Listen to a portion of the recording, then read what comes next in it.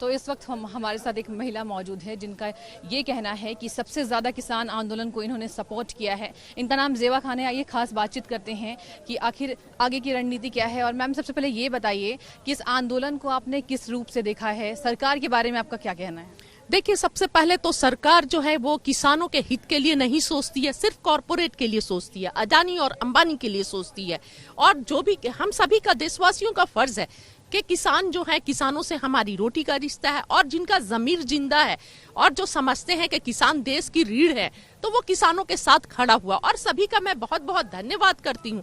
आज 1 साल हो गया और 1 साल से जो भी हमारे साथ खड़ा रहा, उन लोगों का बहुत बहुत धन्यवाद। और जैसे ही 19 तारीख को हमने सुना कि मोदी सरकार अब 1 साल जब होने को है और हमारे 800 के करीब किसान शहीद हो गए हैं, तो उन्होंने फैसला लिया है तीनों काले कानून को वापस करने का। तो मैं मोदी सरकार का भी दिल से, तहे दिल से शुक्रिया अदा करती हूँ। और उनसे एक रिक्वेस्ट है कि अविलंब जिस तरह कानून पार्लियामेंट से आया था, वैसे ही कानून को पार्लियामेंट के थ्रू वापस ले लिया जाए। क्योंकि आज 1 साल हो चुका है और 1 साल का जो टाइम पीरियड होता है वो शॉर्ट नहीं होता है, बहुत लॉन्ग टाइम होता है। सभी अपना घर दरवाजा छोड़ के, अपने काम को छोड़कर इस तरह सरहदों पर बैठा हुआ है और संघर्ष कर रहा है। एक तो मौसम की मार और दूसरा सरकारी अत्याचार, दोनों को किसानों ने झेला है। तो अब अविलंब बिना समय गवाए आप ये कानून को पार्लियामेंट से जैसे आया था वैसे वापस ले ले, ताकि हमारे किसान अब घरों को जा सके और आराम से अपने घर परिवार में रह सके और आराम से खेती कर सके। मैम, ये बताइए, तो मोदी सरकार का आप ये मास्टर स्ट्रोक कहेंगी या फिर उनकी विनम्रता?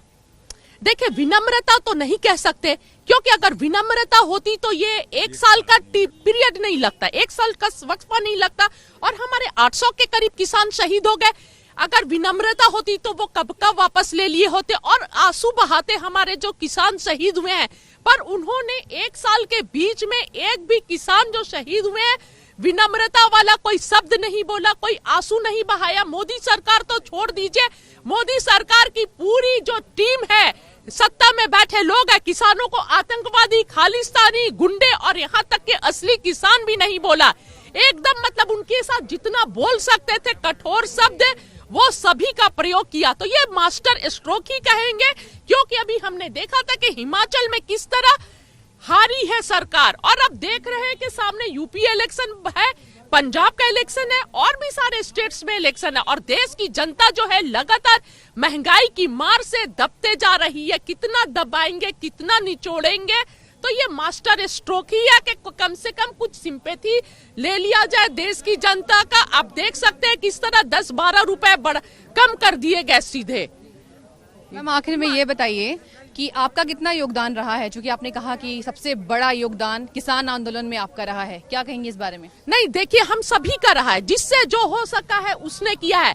पर मैं भी 1 साल से लगातार अपने घर परिवार को छोड़कर आंदोलन में थी और यही निर्णय करके आई थी, यही सोच कर आई थी कि ये आंदोलन जब तक रहेगा तब तक मैं घर को नहीं जाऊंगी, चाहे परिस्थितियां कुछ भी रहे, हमें अपनी जान भी देनी पड़े तो उसकी फिक्र नहीं करेंगे, कोई चिंता नहीं करेंगे, कोई डर नहीं करेंगे और आंदोलन को वापस होकर ही वापस लौटेंगे। तो आज हम ऊपर वाले का शुक्र अदा करते हैं कि जो बोला था उसमें कामयाब हो गए और सरकार ने तीनों काले कानून वापस लेने का निर्णय ले लिया। अब ये आंदोलन अब कम हो जाएगा, अब ये थम जाएगा, ऐसा कह सकते हैं? हाँ, जैसे सरकार पार्लियामेंट से वापस ले लेती है तो आंदोलन थम जाएगा। और सरकार से एक और अनुरोध है कि एमएसपी पे भी कानून बने, एमएसपी पे भी कानून बने और किसानों को सुरक्षा मिले।